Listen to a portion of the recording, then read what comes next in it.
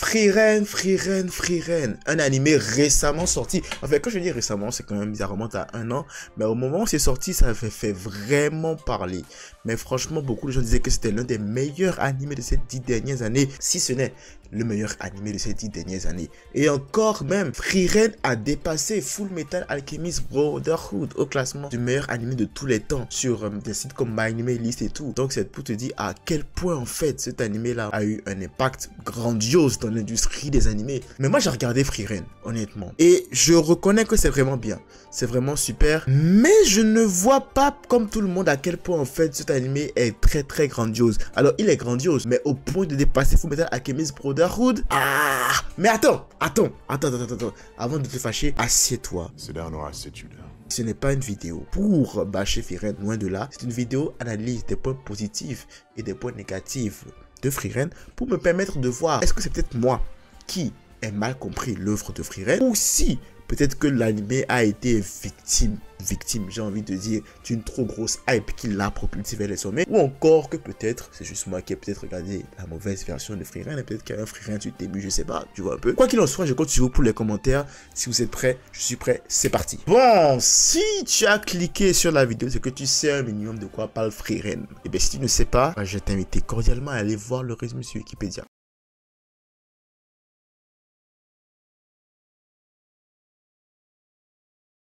Suzu no Frieren ou Beyond Journey's End est un animé d'aventure et de fantasy qui explore la vie après la victoire d'un groupe de héros légendaires sur un roi démoniaque. L'histoire suit Frieren, une elfe magicienne immortelle qui a passé des décennies aux côtés de ses camarades humains. Cependant, en raison de sa longévité, elle voit ses compagnons vieillir et mourir, réalisant avec douleur qu'elle n'a jamais vraiment compris leur humanité, ni apprécié pleinement leur présence. Après la disparition de ses amis, Frieren entreprend un voyage introspectif pour honorer leur mémoire et découvrir ce qu'ils signifiaient vraiment pour elle. À travers ses rencontres et ses aventures, elle explore les émotions, les souvenirs et les liens qui transcendent le temps, tout en s'efforçant de mieux comprendre ce qui fait la beauté éphémère de la vie humaine. Et on va tout de suite entrer dans le vif du sujet pour parler des points positifs en fait de Frieren. Le beau jeu de mots avec le titre Suzu no Frieren en fait étymologiquement en japonais en fait est composé de 2 caractères, un qui veut dire enterrer et l'autre qui veut dire rendre hommage. Mais dans certains cas en fait ce mot là veut dire aussi tuer, exterminer un peu, tu vois. Et donc c'est intéressant parce que là on a 2 significations qui n'ont pas totalement rapport mais qui sont tellement bien amenées ensemble pour définir un personnage en fait dans cet animé. La première signification en fait nous ramène justement au fait que Frieren dans son aventure rend hommage à ses compagnons qu'elle a eu dans son aventure précédente, ce qui est très poétique. Mais la deuxième signification qui a rapport avec tuer et puis exterminer en fait arrive je pense à l'épisode 8 où justement le titre s'appelle Suzu no Frieren. Et là c'est pas une affaire de rendre hommage en fait, ça nous montre en fait ce caractère dominateur là de Frieren, une Frieren exterminatrice de démons, une Frieren crainte par les démons au point même où les démons eux-mêmes lui ont donné ce titre là, Suzu no Frieren, qui veut dire Frieren l'exterminatrice de démons. À quel point cette fille là en fait elle était en badass que les démons lui ont même donné un nom pour la qualifier parce que elle était redoutée dans le milieu, si tu veux voir ça comme ça.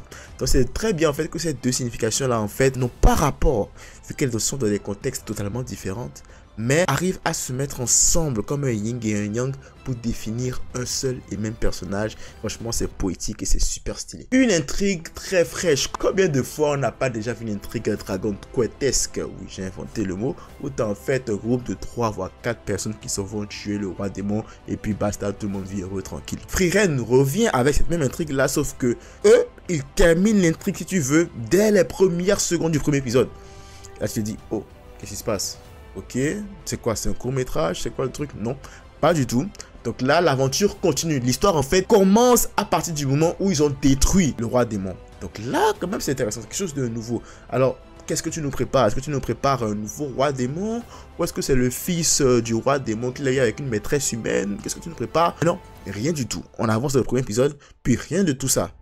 Ok, d'accord, c'est pas... Là, tu captives genre 95% en fait de l'audience parce que tu proposes quelque chose de totalement nouveau. Genre, personne ne s'attend en fait à la tournure que va prendre les événements dans Frieren, la tournure de l'histoire que va raconter Frieren. Personne ne s'y attend. Et donc là, en fait, ça captive une grande partie en fait de l'auditoire.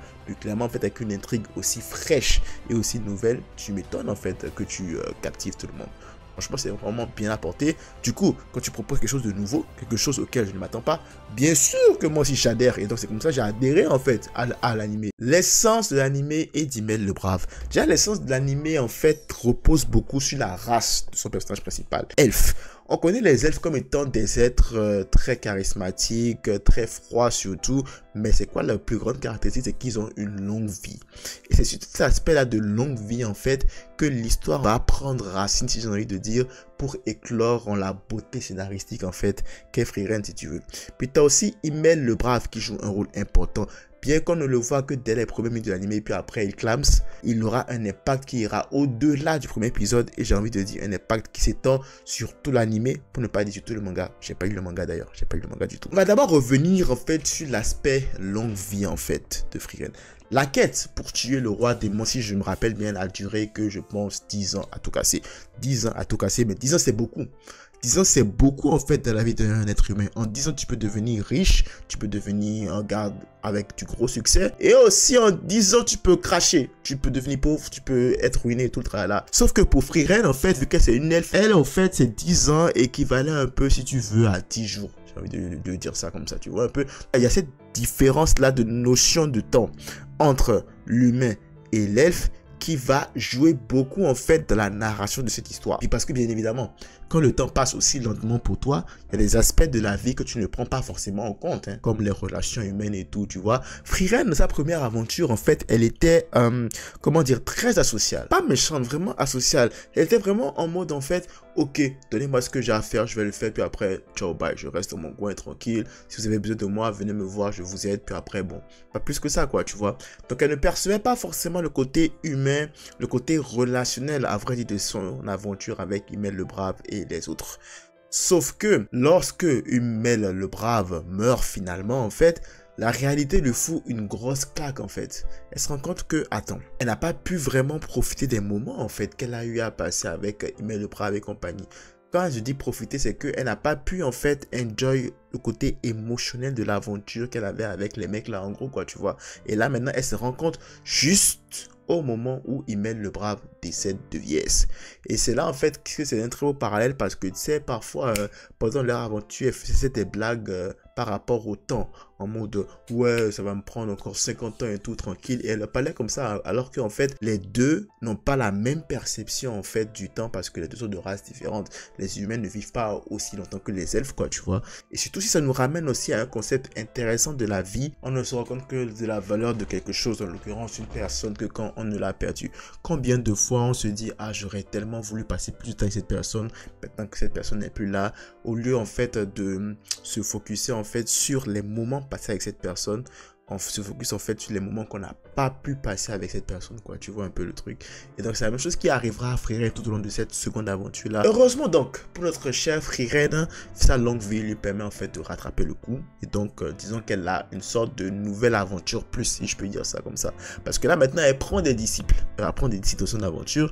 Donc du coup tout ce qu'elle n'a pas pu réaliser du point de vue émotionnel et relationnel de sa première aventure, la vie lui donne l'opportunité de faire les choses bien, de faire les choses en mieux dans sa deuxième aventure avec Stark et puis Fer. Donc elle aura forcément à revivre des situations similaires et elle pourra en fait maintenant apprendre de ses erreurs et avoir des comportements tout autres pour pouvoir avoir de meilleures relations. Et c'est là maintenant que l'héritage, la mémoire de Himmel le Brave intervient, parce que très souvent les endroits où ils vont repasser ont été justement traversé par Himmel le Brave, Frieren et compagnie à son époque. Donc du coup la mémoire et l'héritage de Himmel le Brave y persistent. Et du coup cet héritage dont je parle va jouer un rôle important dans l'histoire au travers d'un concept qui ma foi a été, mais franchement je n'ai jamais vu un anime utiliser aussi bien ce concept là, les flashbacks. L'héritage de Himmel le Brave a pu persister et a pu avoir un impact de la nouvelle aventure de Frieren aux yeux des téléspectateurs via les flashbacks. Ici, bien sûr, c'est pas des flashbacks pour te donner une backstory. Enfin, oui, il y a eu des flashbacks pour te donner des backstories de personnages, certes, mais les flashbacks ne sont pas juste là quand un personnage veut mourir ou quand on a besoin d'avoir une backstory sur un personnage. Les flashbacks, là, en fait, sont là pour faire le parallèle avec l'ancienne aventure de Frieren et sa nouvelle aventure, pour voir, en fait, les situations parallèles dans lesquelles elle était avant et maintenant dans laquelle elle est au moment de l'épisode ou au moment du flashback. Du coup, ça nous permet en fait d'apprécier le changement de comportement de Frieren. Ça nous permet d'apprécier en fait à quel point Frieren est en train de mûrir. Et surtout, ces flashbacks-là en fait nous permettent de comprendre à quel point Frieren était aimé, apprécié de Himmel le Brave et des autres compagnons. Et surtout à quel point il voulait inculquer à Frieren en fait les valeurs et les principes qui régissent en fait les relations humaines. Et franchement, quand je vous raconte tout ça, en fait, je me rends compte de à quel point, en fait, c'était très poétique comme scénario. C'est vraiment très poétique comme histoire racontée. Un autre point, quand même, c'est le protagoniste. Si vous avez raconté l'histoire de Frieren jusque-là, en mode c'est quelqu'un mal avec les relations humaines et tout, quand je vous raconte ça comme ça, vous avez l'impression que c'est quelqu'un sans cœur, sans émotion et tout le tralala. Et bah non.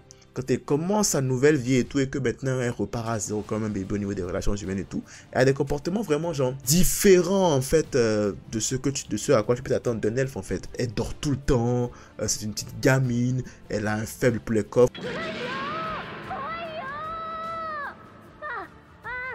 Encore que le fait pour le coffre, je pense qu'elle l'avait déjà depuis. Ça, c'est archi drôle. Donc, en fait, cet aspect genre loufoque, en fait, cet aspect genre grotesque que j'ai envie de dire du personnage, en fait, ça, je trouve ça vraiment drôle. Sachant que c'est une elfe, pour ne pas être l'une des elfes les plus fortes de l'histoire. Et tout de suite, t'attendrais à quand même quelqu'un de genre ultra charismatique, c'est tout là. Elle développe de l'anxiété qu'il s'agit de donner des cadeaux d'anniversaire. Vous vous rendez compte quand même qu'on parle d'une elfe qui développe de l'anxiété pour donner des cadeaux d'anniversaire. Donc ce gros switch là en fait de personnalité te permet en fait d'accrocher plus au personnage. Et ça, je trouve que ça c'est super aussi. Maintenant l'animation. Je pense que l'animation aussi c'est un truc en fait qui te permet en fait d'oublier certains côtés négatifs de l'anime. L'animation elle est vraiment très belle. Franchement le design est vraiment très bien. Le character design des personnages est superbe. L'environnement, le décor il est très beau. Franchement, les scènes de combat, elles sont très bien. Les attaques, la magie, les pouvoirs, de toute beauté. Franchement, c'est vraiment du pur génie. Vraiment, Madhouse, ils ont fait du bon travail sur Frieren.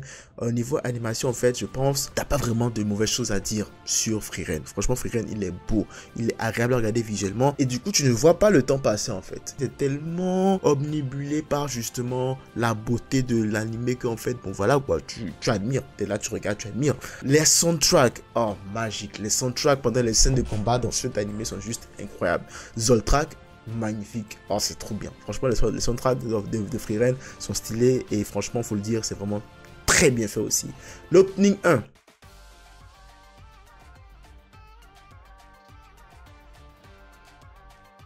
Dinguerie. Alors, je sais qu'il y a des gens qui se sont plaints que oh, ça n'a pas forcément rapport avec le contexte magie et tout. Bref.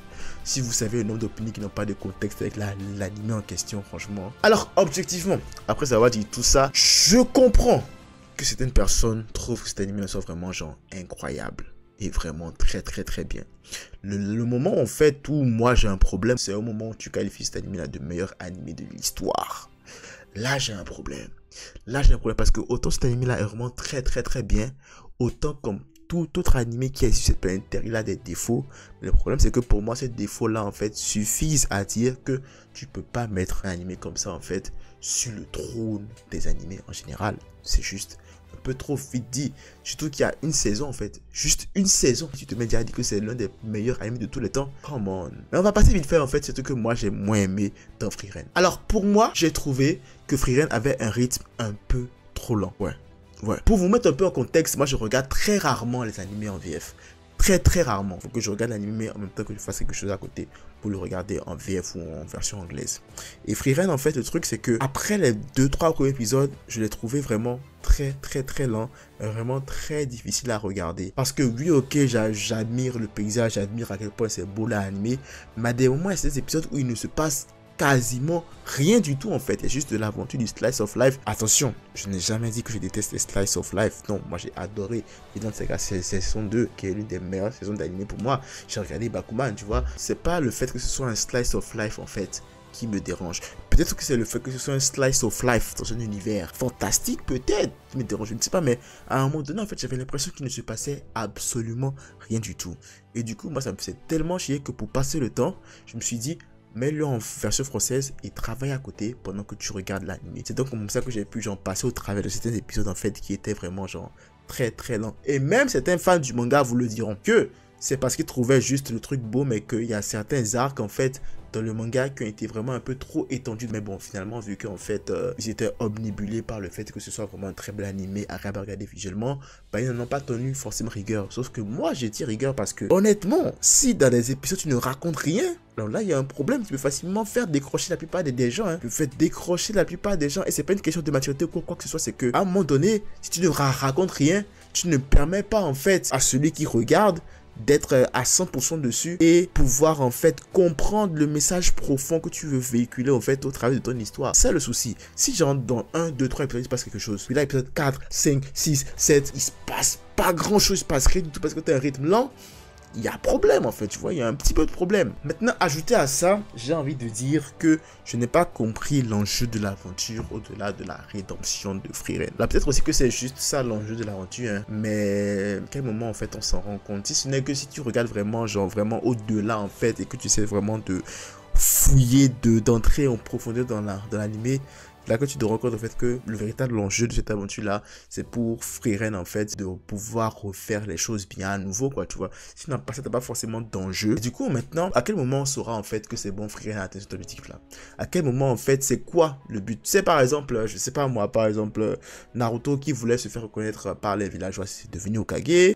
Si je prends un truc plus récent par exemple, je sais pas quoi, Kingdom, ils veulent unifier la Chine, je sais pas. À quel moment en fait tu te dis ok c'est bon, Frieren a atteint son objectif? Et c'est justement cette métrique là que généralement on a à la fin de chaque saison 1 de chaque animé qu'on n'a pas eu à la fin de la saison 1 de Frieren. Je sais pas, je sais vraiment pas. Ben, après j'ai pas eu le manga, je me suis arrêté à la fin de la saison 1, donc vraiment je sais pas. Mais du coup j'ai l'impression que en fait cette ambiguïté au niveau de l'enjeu, pour moi c'est un petit point négatif pour ma part. Après c'est mon avis, hein, c'est mon avis, honnêtement c'est mon avis. Et encore une fois je me dis peut-être que je n'ai pas compris l'histoire de Frieren. Peut-être encore, mais vraiment ça c'est ma perception à moi. Un potentiel très gâché. Stark. J'ai l'impression, en fait c'est mon avis, encore une fois, j'ai l'impression que Stark en fait a été un peu trop laissé vers la deuxième partie, vers la cour 2. Alors que c'est un personnage avec un potentiel vraiment incroyable. Genre tu vois, genre cara design stylé, cheveux rouges, une force à la hache. Le mec dès son introduction, tu sens que ce gars-là sera un personnage incroyable. Le mec c'est comme si c'est le poltron en fait du village, alors que finalement il a une force capable de terrasser le dragon. Il a terrassé le dragon alors que le plan à la base était vraiment juste de calmer le dragon pour que Frieren lance un sort. Mais lui, il a terrassé le dragon. Pour vous montrer en fait à quel point ce personnage-là est badass. Et moi, en fait, le moment où on commençait à me saouler, c'est que, ok, dans la partie 1, il y a eu l'affrontement avec les vampires et tout, tu vois. Et là, Stark brille, Stark et Fern brillent. Mais j'ai l'impression qu'à un moment donné, en fait, Fern a été beaucoup plus développé et que Stark a été un peu mis sur la touche. Pourquoi je dis ça? Parce que lors de l'arc du tournoi, d'ailleurs, très bon arc du tournoi, honnêtement, on y reviendra. Vous voulez me dire que scénaristiquement, il y a un peu un moyen d'inclure Stark dans ce arc de tournoi là? Puis encore, admettons que j'excuse le fait que Stark n'ait pas été inclus dans ce arc de tournoi là. Peut-être fallu un petit arc d'entraînement ou une petite side quest sur le côté où il peut se développer aussi. Alors que pendant tout ce temps, pendant tout l'arc du tournoi, t'as Stark qui méditait avec un vieux papy qui venait le voir lui raconter des blagues limite qui n'étaient pas drôles forcément tout le temps. En fait, c'est peut-être pas forcément un point négatif, mais c'est plus une crainte de comment en fait ils vont prendre le personnage de Stark. Et peut-être qu'ils vont genre le sous-développer par rapport au personnage de Frieren et de Fern, quoi, tu vois. Parce qu'on a aussi remarqué que dans l'équipe, dans l'ancienne équipe d'Himmel le Brave, t'avais Himmel, Frieren, puis le mec là, en fait, le prêtre qui était un peu plus développé que le nain, tu vois. Et j'ai peur que ce soit ce même traitement là en fait qu'il réserve à Stark. Et ça va un peu me saouler parce que personnellement je trouve que Stark est un personnage qui a un potentiel incroyable. Il y a eu des petits épisodes par-ci par-là sur Stark, tu vois que c'est un très bon personnage, un personnage avec plein de potentiel. Donc cacher ce potentiel là, si il continue de prendre cette direction là, franchement ce serait vraiment dommage. Un autre point négatif, l'arc du tournoi, franchement, comme je le disais, c'est un arc vraiment, tournoi vraiment très bien. Les deux premières épreuves étaient vraiment très sympas. Le truc avec attraper l'oiseau là qui était vraiment très original, j'ai trouvé. Puis le combat dans le donjon contre les clones et tout, franchement, ultra sympa. Ça a fait ce que les tournois savent faire de mieux, de présenter de nouveaux personnages, de présenter leur pouvoir, de présenter leurs convictions et tout le tralala. Ça, je comprends. Ça, j'ai vraiment apprécié. Mais la troisième épreuve, franchement, j'étais comme sérieux. Après, genre, le banger de tournoi qu'on a eu, là, tu me sors ça comme troisième épreuve. Et peut-être que c'est encore moi qui n'ai pas compris l'essence de cette troisième épreuve là.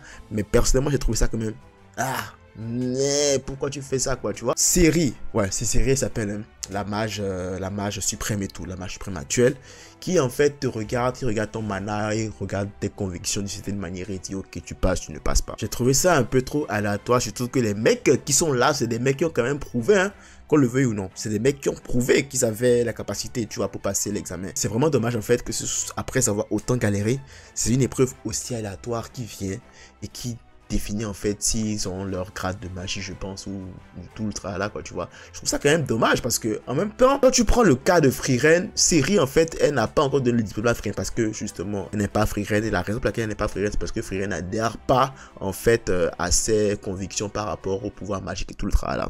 J'ai vu dans les commentaires quelqu'un a dit que en fait, Série en fait, c'est ce parent-là d'un enfant asiatique en fait, son enfant a tous les talents pour être un grand docteur, mais lui décide de devenir historien. Très drôle, mais c'est vraiment justement représentatif de cette relation-là entre Série et Frieren. Série a beaucoup d'attentes envers Frieren, mais Frieren ne veut vraiment pas cette différence là en fait. Et du coup, en fait, c'est ça qui crée en fait cette hostilité de Série envers Frieren. Ça, je comprends, mais le fait de faire couler Frieren, à quoi ça sert? Et dans le même temps, quand t'as Fern qui lui tient tête et qui lui dit que non, en fait, moi je m'en fous de toi, moi je préfère Frieren et tout, elle passe. Où est la logique? Qu'on m'explique c'est quoi la logique, parce que moi personnellement, ça je me suis dit, mais attends, les gars ont galéré comme ça, et finalement en fait ils échouent parce que voilà. Il y a une qui a échoué, je pense parce qu'elle avait peur d'elle.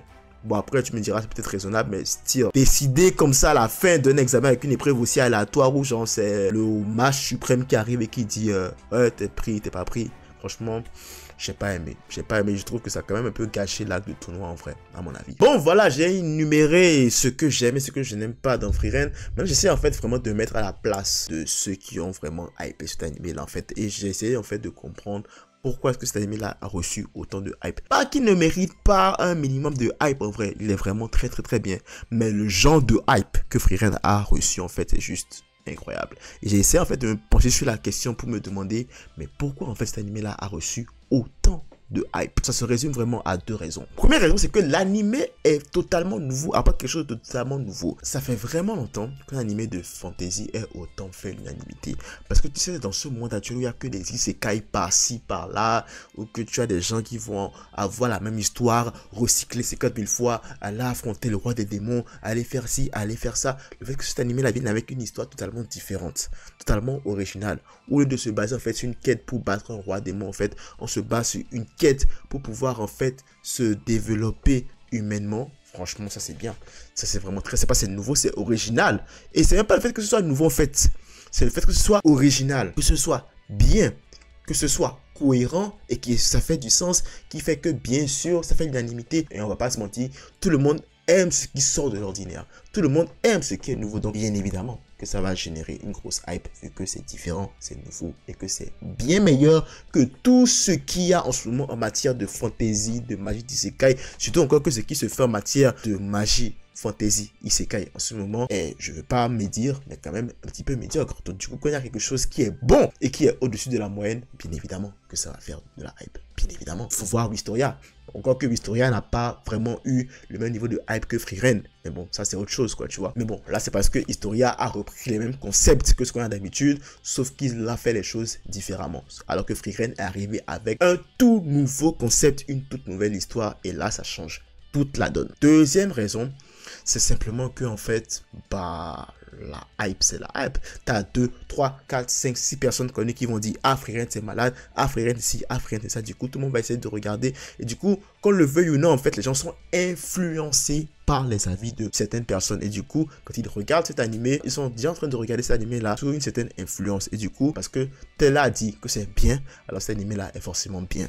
Alors je ne dis pas que cet animé là est le pur produit de la hype, non, pas du tout, mais je pense sincèrement que la hype a aidé à propulser cet animé là en fait au rang de meilleur animé de tous les temps en ce moment. Il n'est pas dégueulasse, je l'ai regardé, je l'ai apprécié, mais je trouve qu'il a été un peu trop overhypé. Et peut-être aussi, personnellement, que c'est cette overhype là qui a fait que je n'ai pas autant apprécié cet animé là que je l'aurais apprécié si je l'avais juste allumé comme ça sans avoir eu vent de la hype et je l'avais regardé naturellement. Qu'on le veuille ou non, en fait, je peux dire que cette overhype là m'a fait regarder cet animé là souvent des standards très élevés. Et vu justement que ces standards élevés là n'ont pas été atteints, je me suis posé la question de savoir voir.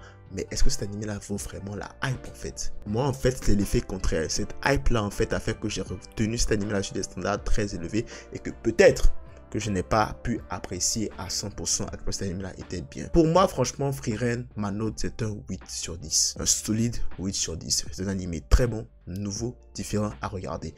Quand la saison 2 sortira, je la regarderai à nouveau. Clairement, ça c'est sûr. Bon, après tout ça, peut-être aussi que Frieren n'est juste pas fait pour moi en fait. C'est ok de ne pas tout aimer, les goûts sont vraiment subjectifs et tout. Mais honnêtement, c'est pas non plus que je n'ai pas aimé Frieren en vrai. C'est juste que je l'ai apprécié, mais je n'ai pas vu à quel point en fait cet animé là mérite d'être genre le meilleur animé de ces 10 dernières années. Ou le meilleur animé de tous les temps. Sachant qu'il y a tellement de bonnes choses qui se font en ce moment. Et qu'on est juste à une seule saison de cet animé. De là se mettre à dire que ouais c'est le meilleur animé de tous les temps. Que c'était pas le Fullmetal Alchemist Brotherhood. C'est là que je mets un peu un petit frein quoi, tu vois. Je ne déteste pas l'animé, loin de là, il est vraiment très bien. Je trouve personnellement que c'est un animé de fantasy, c'est l'un des plus beaux animés de fantasy que j'ai regardé ces dernières années. Ce qui se fait de mieux en ce moment en matière de fantasy avec d'autres titres comme Wistoria et tout. Mais de là, mon seul souci en fait c'est la overhype que ça a eu en fait. Mais encore une fois, peut-être qu'au final c'est juste que je n'ai pas bien compris de quoi il s'agissait dans Frieren. Voilà, c'est tout pour cette vidéo, petite vidéo où j'analysais un peu Frieren et je me demandais si est-ce que j'ai compris ou pas vraiment les sons de cet animé. Si t'as aimé la vidéo, n'hésite pas à liker, ça fait toujours plaisir. Surtout dis-moi ce que toi tu en penses en commentaire et n'hésite pas à me dire justement en commentaire si toi aussi tu penses que j'ai pas compris Frieren et explique-moi gentiment pourquoi est-ce que tu penses que je n'ai pas compris Frieren. Ça me ferait plaisir de lire et franchement, j'ai vraiment changé, j'ai vraiment envie de recevoir vos avis en fait et peut-être qu'en lisant vos avis je finirai par comprendre l'essence de l'anime Susu no Frieren. Si t'es pas encore abonné à mon toi, ça ferait encore vraiment plaisir aussi. Max de like, max de partage, je se retrouve très pour une nouvelle vidéo. D'ici là, prenez tout soin de vos proches. C'est tout pour moi, à la prochaine.